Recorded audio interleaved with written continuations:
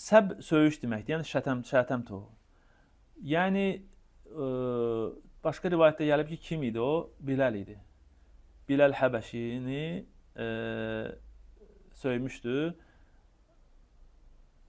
Və burada fayda nədir? Hədisdən buradan nə fayda götürmək olar? İnsanın öz xatasını etiraf edib ondan dönməsi.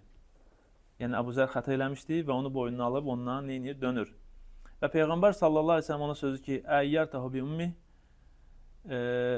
Əyyərtəhu yəni ər. Ər nədir? Yəni eyibləmək. Yəni buradan dəlil nə çıxır ki, təyir, yəni bir kəsə eyibləmək, bir kəsin nəyinəsə bizim dilcə ilişmək nədir? Söyüş adlanır şəriətdə.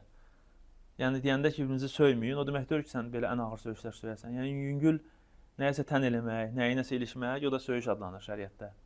Və müsəlmanı söymək, onu eyibləmək nədir? Olmaz, haramdır. Və bir rivayətdə gəlib ki, onun anası ilə, yəni anası onun qara idi və ona deyib ki, yəbnə səudə. Deyir ki, ey qara oğlu, nəsə də belə.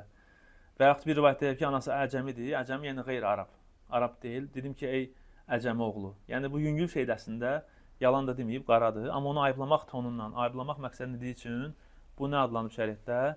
Söyüş adlanıb. Həmçinin burada nə fayda çıxartmaq olar? Alimin öz tələbələrini, öz əshabını danlamağı, məzəmmət eləməyi, əgər onlardan nə hansı bir müxalifət görsə. Necə ki, Peyğəmbər sallallahu əleyhi və səlləm Əbu Zəri danladı. Həmçinin müsəlman qardaşına kömək etmək. Necə ki, Peyğəmbər sallallahu əleyhi və səlləm öz müsəlman qardaşına yəni kömək etdi.